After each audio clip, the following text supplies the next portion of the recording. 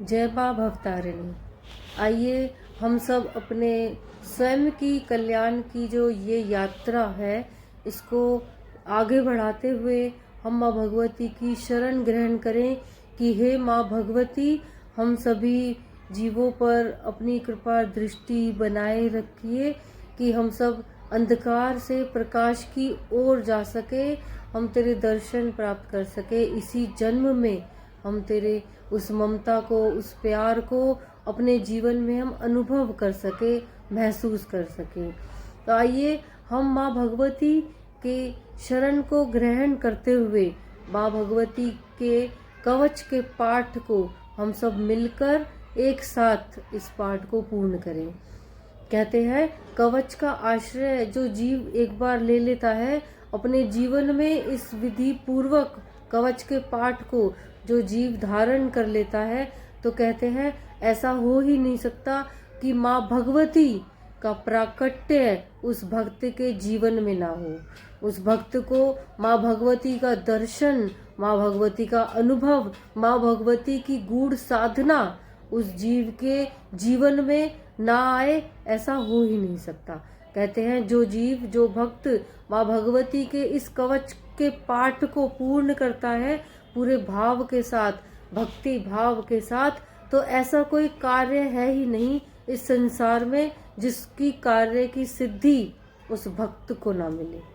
तो आइए माँ भगवती की शरण को ग्रहण करते हुए हम इस पाठ का प्रारंभ करें और आप सभी मेरे साथ अपने अपने स्थानों को शांति पूर्वक ग्रहण कीजिए। अपने अपने आसन पर शांति पूर्वक बैठिए और माँ भगवती की माँ दुर्गा सप्तशती नामक पुस्तक को अपने साथ लेकर बैठिए और उसमें अद्य दिव्या कवचम ये वाला पाठ निकालकर मेरे साथ आप इस पाठ को संपूर्ण कीजिए और अपने जीवन का एक हिस्सा बनाइए।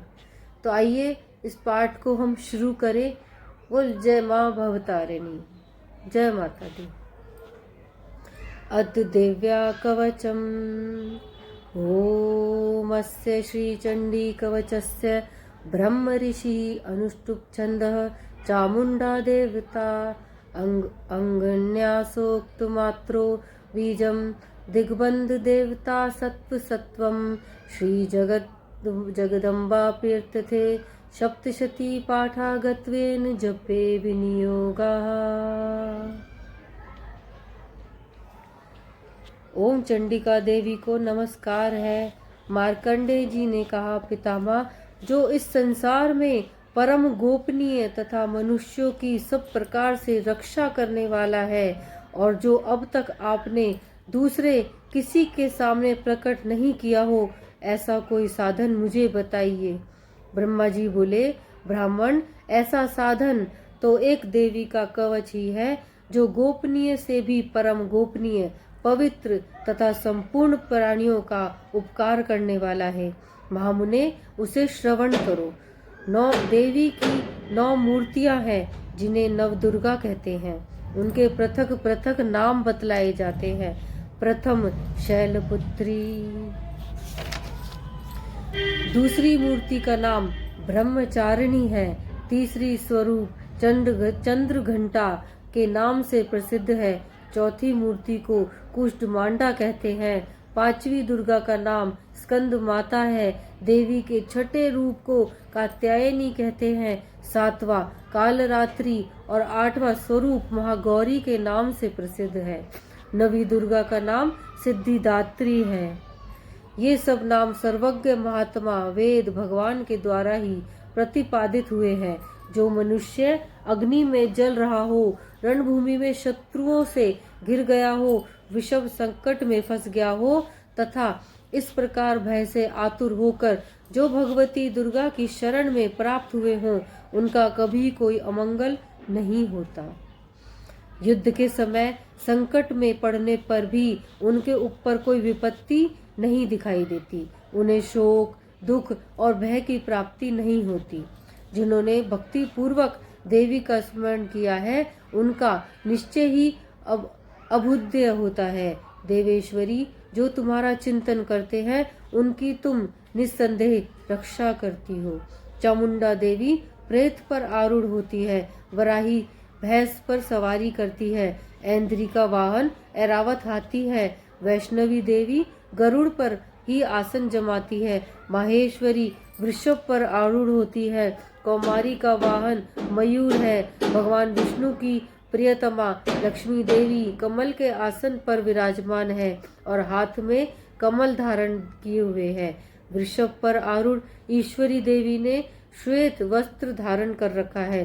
ब्राह्मी देवी हंस पर बैठी हुई है और सब प्रकार के आभूषणों से विभूषित है। इस प्रकार ये सभी माताएं सब प्रकार की योग शक्तियों से संपन्न है। इसके सिवा और भी बहुत सी देवियां हैं जो अनेक प्रकार के आभूषणों की शोभा से युक्त तथा नाना प्रकार के रत्नों से सुशोभित है।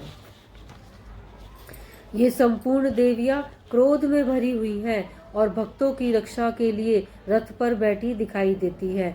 ये शंख, चक्र, गदा, शक्ति, हल और मूसल, खेटक और तोमर, परशु तथा पाश, कुंत और त्रिशूल एवं उत्तम शांग, धनुष आदि अस्त्र शस्त्र अपने हाथों में धारण करती है। दैत्यों के शरीर का नाश करना, भक्तों को अभय दान देना और देवताओं का कल्याण करना, यही उनके शस्त्र धारण का उद्देश्य है। कवच आरंभ करने से पहले इस प्रकार प्रार्थना करनी चाहिए। महान रौद्र रूप, अत्यंत घोर पराक्रम, महान बल और महान उत्साह वाली देवी, तुम महान भय का नाश करने वाली हो, तुम्हें नमस्कार है। तुम्हारी ओर देखना भी कठिन है।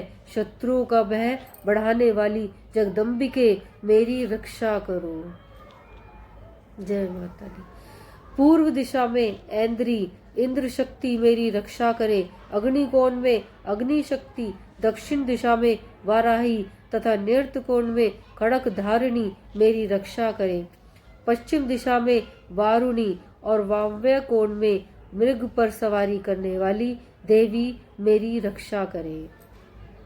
उत्तर दिशा में कौमारी और ईशान कोण में शूल धारिणी देवी रक्षा करे। ब्राह्मणी तुम ऊपर की ओर से मेरी रक्षा करो। वैष्णवी देवी नीचे की ओर से मेरी रक्षा करे।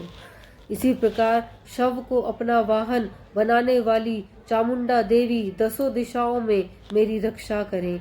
जया आगे से और विजया पीछे की ओर से मेरी रक्षा करे। वाम भाग में अजिता और दक्षिण भाग में अपराजिता रक्षा करे। उद्योतनी शिखा की रक्षा करे। उमा मेरे मस्तक पर विराजमान होकर रक्षा करे। ललाट में मालाधारी रक्षा करे और यशस्वनी देवी मेरी बाहों की संरक्षण करे। बाहों के मध्य भाग में त्रिनेत्रा और नथुनों की यमघंटा देवी रक्षा करे। दोनों नेत्रों के मध्य भाग में शंखनी और कानों में द्वारवासिनी रक्षा करे। कालिका देवी कपोलों की तथा भगवती शांकरी कानों के मूल भाग की रक्षा करे। नासिका में सुगंधा और ऊपर के होठ में चर्चिका देवी रक्षा करे। नीचे के होठ में अमृत कला तथा जिह्वा में सरस्वती देवी रक्षा करे। कौमारी दांतों की और चंडिका कंठ प्रदेश की रक्षा करे। चित्र घंटा गले की, घाटी की और महामाया तालु में रहकर रक्षा करे। कामाक्षी ठोड़ी की और सर्वमंगला मेरी वाणी की रक्षा करे। भद्रकाली ग्रीवा में और धनुर्धरी पृष्ठवंश मेरुदंड में रहकर रक्षा करे। कंठ के बाहरी भाग में नीलग्रीवा और कंठ की नली में नल कुबेरी रक्षा करे।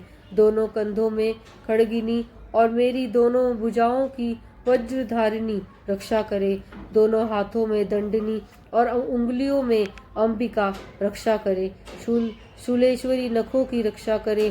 कुलेश्वरी कुकुक्षी पेट में रहकर रक्षा करे। महादेवी दोनों स्तनों की और शोक विनाशिनी देवी मन की रक्षा करे। ललिता देवी हृदय में और शूल धारिणी उदर में रहकर रक्षा करे। नाभि में कामिनी और गुह्या भाग की गुहेश्वरी रक्षा करे। पूतना और कामिका लिंग की और महिष वाहिनी गुदा की रक्षा करें। भगवती कटी भाग में और विंध्यवासिनी घुटनों की रक्षा करे। संपूर्ण कामनाओं को देने वाली महाबला देवी दोनों पिंडलियों की रक्षा करे। नरसिंही दोनों घुट्टियों की और तेजसी देवी दोनों चरणों के पृष्ठ भाग की रक्षा करे। श्री देवी पैरों की उंगलियों में और तलवासिनी पैरों के तलुओं में रहकर रक्षा करे।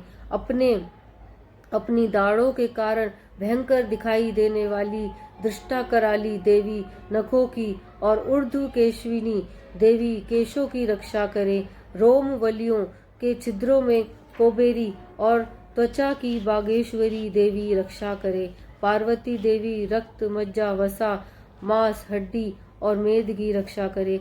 आंतों की कालरात्रि और पित्त की मुक्तेश्वरी रक्षा करे।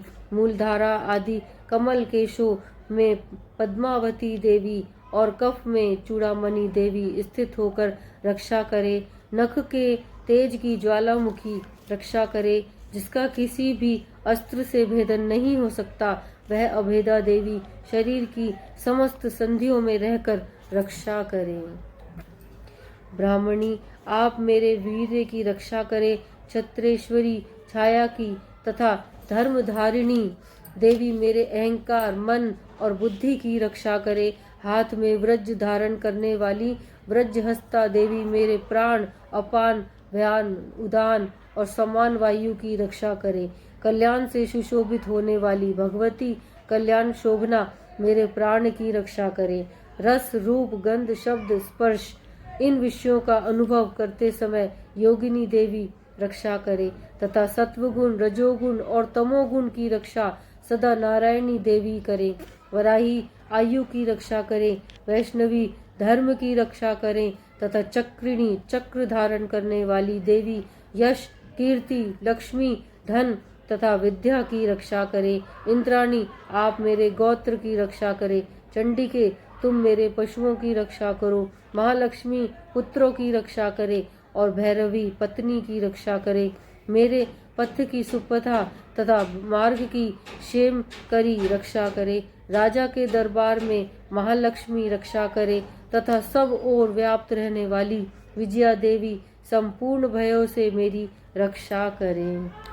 देवी, जो स्थान कवच में नहीं कहा गया है अतएव रक्षा से रहित है, वह सब तुम्हारे द्वारा सुरक्षित हो, क्योंकि तुम विजयशालिनी और पाप नाशिनी हो। यदि अपने शरीर का भला चाहे तो मनुष्य बिना कवच के एक पग भी न जाए। कवच का पाठ करके ही यात्रा करे। कवच के द्वारा सब ओर से सुरक्षित मनुष्य जहाँ जहाँ भी जाता है वहाँ वहाँ उसे धन लाभ होता है तथा संपूर्ण कामनाओं की सिद्धि करने वाली विजय की प्राप्ति होती है। वह जिस जिस अभिष्ट वस्तु का चिंतन करता है उसको निश्चय ही प्राप्त कर लेता है। जय माँ भवतारिणी। वह जिस जिस अभिष्ट वस्तु का चिंतन करता है उसको निश्चय ही प्राप्त कर लेता है। वह पुरुष इस पृथ्वी पर तुलना रहित महान ऐश्वर्य का भागी होता है। कवच से सुरक्षित मनुष्य निर्भय हो जाता है। युद्ध में उसकी पराजय नहीं होती तथा वह तीनों लोकों में पूजनीय होता है। देवी का यह कवच देवताओं के लिए भी दुर्लभ है। जो प्रतिदिन नियम पूर्वक तीनों संध्याओं के समय श्रद्धा के साथ इसका पाठ करता है उसे देवी कला प्राप्त होती है तथा वह तीनों लोकों में कहीं भी पराजित नहीं होता। इतना ही नहीं, वह अपमृत्यु से रहित हो 100 से भी अधिक वर्षों तक जीवित रहता है। मकरी, चेचक और कोढ़ आदि उसकी संपूर्ण व्याधियां नष्ट हो जाती है। कनेर, भाम, अफीम, धतूरे आदि का स्थावर विष, सांप और बिच्छू आदि के काटने से चढ़ा हुआ जख्म, विष अथवा अहिफेन और तेल के संयोग आदि से बनने वाला कृत्रिम विष, यह सभी प्रकार के विष को दूर हो जाते हैं। उनका कोई असर नहीं होता। इस पृथ्वी पर मारण, मोहन आदि जितने अभिचारक प्रयोग होते हैं तथा इस प्रकार के जितने तंत्र, मंत्र, यंत्र होते हैं वे सब इस कवच को हृदय में धारण कर लेने पर उस मनुष्य को देखते ही नष्ट हो जाते हैं। यही नहीं, पृथ्वी पर विचरने वाले ग्राम देवता, आकाशचारी देव, विशेष जल के संबंध से प्रकट होने वाले गण, उपदेश मात्र से सिद्ध होने वाले निम्न कोटि के देवता, अपने जन्म के साथ प्रकट होने वाले देवता, कुल देवता, माला, कंठमाला आदि, डाकिनी, शाकिनी, अंतरिक्ष में विचरने वाले अत्यंत बलवती भयानक डाकिनी, ग्रह, भूत, पिशाच, यक्ष, गंधर्व, राक्षस, ब्रह्म राक्षस, बेताल, कुष्ठमांड और भैरव आदि अनिष्ट कारक देवता भी हृदय में कवच धारण किए रहने पर उस मनुष्य को देखते ही भाग जाते हैं। कवचधारी पुरुष को राजा से सम्मान वृद्धि प्राप्ति होती है। यह कवच मनुष्य के तेज की वृद्धि करने वाला और उत्तम है। कवच का पाठ करने वाला पुरुष अपनी कीर्ति से विभूषित भूतल पर अपने सुयश के साथ साथ वृद्धि को प्राप्त होता है। जो पहले कवच का पाठ करके उसके बाद सप्तशती चंडिका का पाठ करता है, उसकी जब तक वन, पर्वत और काननों सहित यह पृथ्वी टिकी रहती है, तब तक यहाँ पुत्र पौत्र आदि संतान परंपरा बनी रहती है। फिर देह का अंत होने पर वह पुरुष भगवती महामाया के प्रसाद से उस नित्य परम पद को प्राप्त होता है, जो देवताओं के लिए भी दुर्लभ है। वह सुंदर दिव्य रूप धारण करता और कल्याणमय शिव के साथ आनंद का भागी होता है। जय मां भवतारिणी, जय मां भवतारिणी। दुर्गा कवचम संपूर्णम।